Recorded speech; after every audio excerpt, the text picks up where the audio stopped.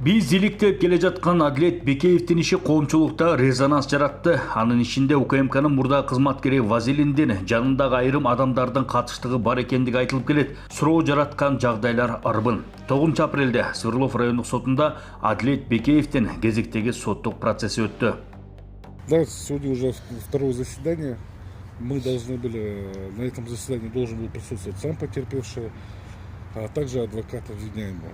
Но суд сегодня сослался на то, что нет адвоката обвиняемого. Да, в действительности невозможно проводить судебное заседание без адвоката. Тем более сам обвиняемый об этом пожелал. Но тут удивляет то, что приходило предложение со стороны потерпевших о том, чтобы они выплатили сумму за эти оставшиеся машины. То есть ему все равно, что будет с нашим подзащитным. Ему все равно на истину, что это будет. Все равно, кто это совершил, лишь бы получить деньги. Он не раз говорил семье, он не раз говорил, что мне это сами разбирайтесь, главное отдайте мне мои деньги.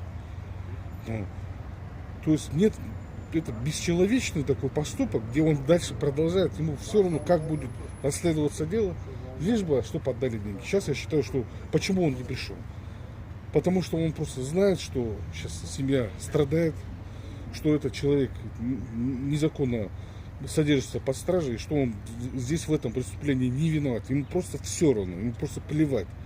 Дальше он просто таким методом хочет заставить семью выплачивать за то преступление, где он не виноват. Дальнейшие действия? Дальнейшие действия, по закону мы должны дождаться потерпевшего. Мы будем тоже ходатайствовать об этом, заявлять суду, что человек просто-напросто злоупотребляет своим правом потерпевшего и занимается откровенным вымогательством со стороны родственников обвиняемых, которые даже здесь ни при чем.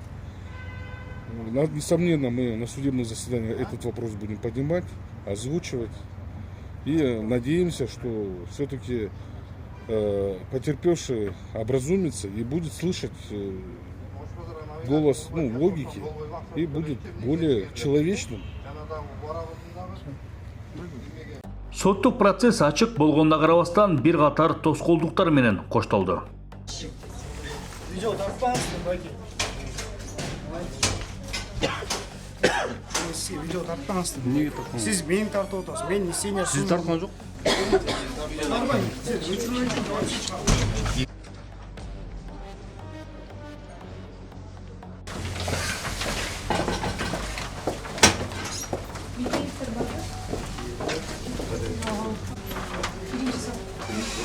Бірінші залға барып,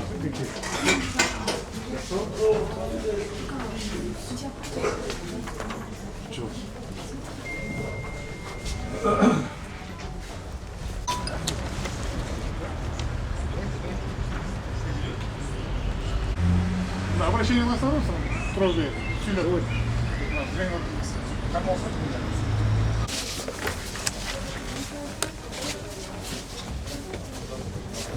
Головная убор баки. Кепку снимите.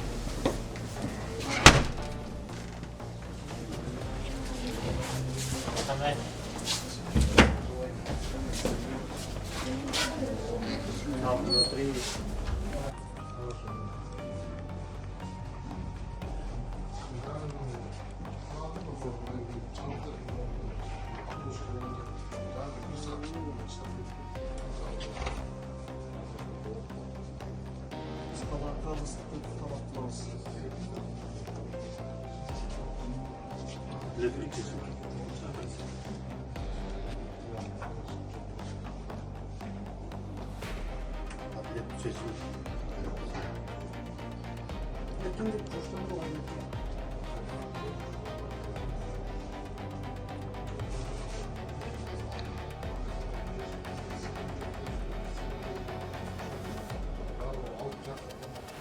Эң кызыгы, жабырлануучу тараптан сотко эч ким келген жок.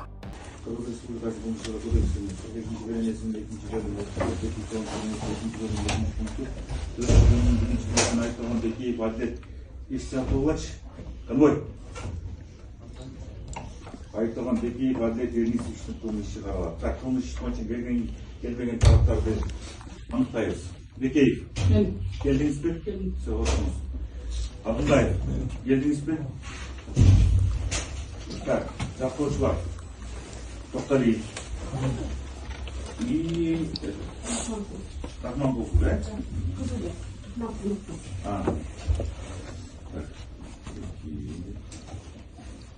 Иштин созулуп жатканына тиешеси бар делген күбөлөрдүн суралбай жатканына Адлет Бекеевдин жакындары нааразы. Мына обратно процесс перенесли, вот это все, да? Заявителей нету. Потерпевшая сторона, ладно, не приходит, да? Нету ни этих свидетелей, никого нету, да? Почему вот это все откладывается без конца? Что мой брат должен сидеть там, да? Бүгүнкү күндө ушинтип инимдин иши боюнча эч кандай бир жүйөлүү бир эч кандай эмнеси жок эле, бир тыянак чыгып эле ушинтип иш бир тараптуу болуп турат. Акыйкат бул жерде акыйкатка уже биз калыстыкка да ишенбей калдык.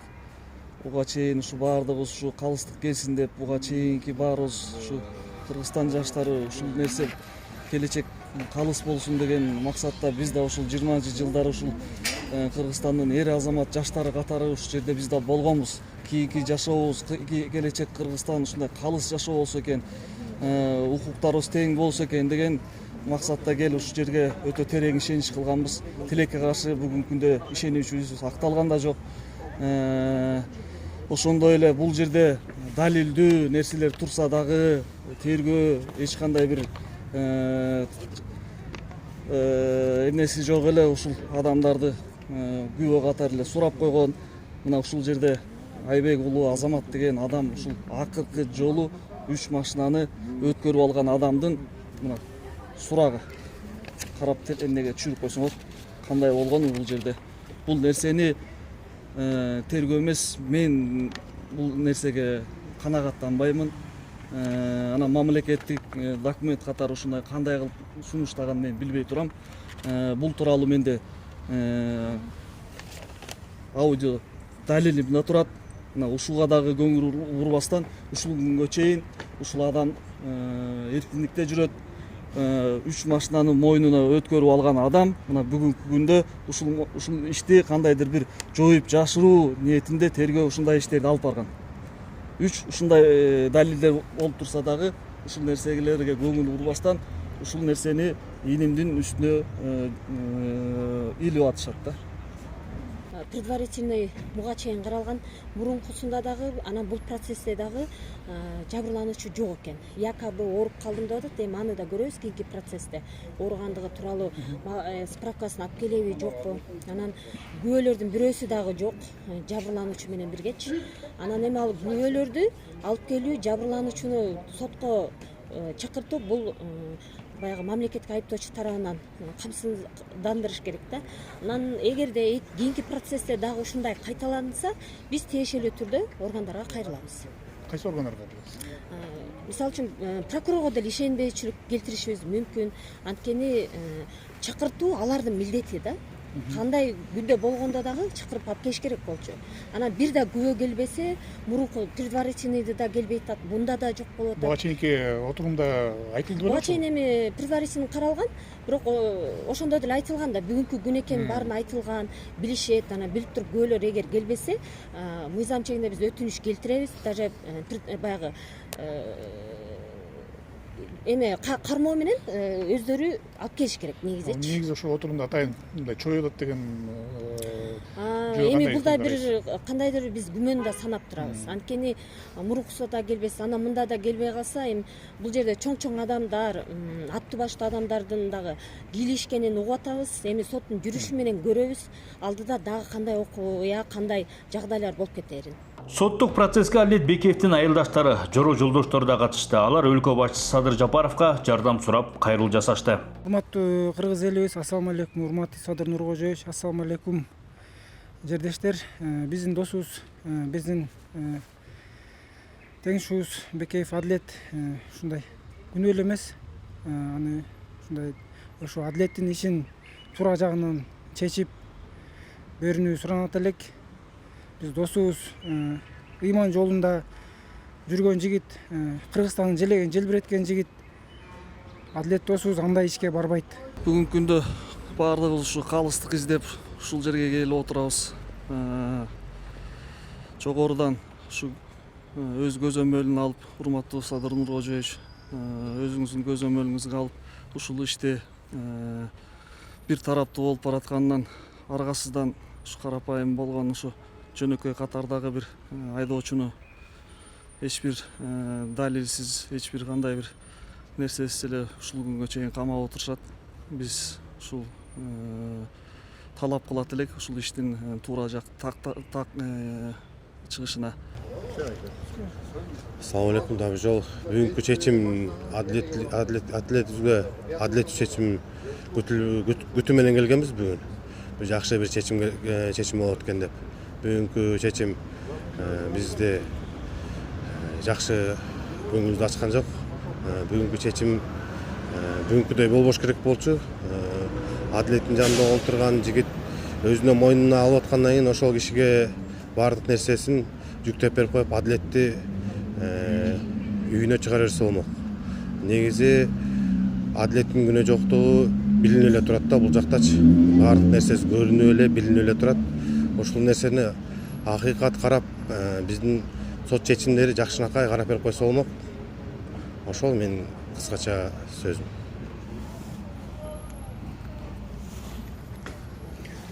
Адилеттин иши боюнча бүгүнкү чечим бизди канагаттыргандан жок, канагаттырганда мындай неудовлетворенный чечим болду да. Анан муну дагы жылдырып, эч кандай бир акыйкат жок болот да бул жерде. Ошо биз досубуздун ушул иши боюнча акыйкат чечилишин күтөбүз. Аябай көпкө созулуп кетти бул иш. Адилет досубуз ыймандуу 5 мал намаз окуган, эч кандай андай жолго барбаган жигит. Биз аны бала кезден бери билебиз да. Ошо адилеттин иши акыйкаттуу чечилип кетишине биз ишенебиз да. Ассаламу алейкум. Адилет досубуздун ишин Садыр Нуркожоевич өзүңүз көзөмөлүңүзгө алып, адилеттүү чечим чыгарып берүүңүздү суранабыз. Ошол бүгүнкү сот отурумунда жабырлануучу тараптар келбей калгандыгынан дагы 11 майга да бир ай убакытка жылып кетти. Бул жакта досубузду жөн эле кармап турат. Кийинки соттук процесс 11 майда өтөт. Биз дагы чагылдырып маалымат берүүгө аракет кылабыз. Бизди акмалап туруңуздар.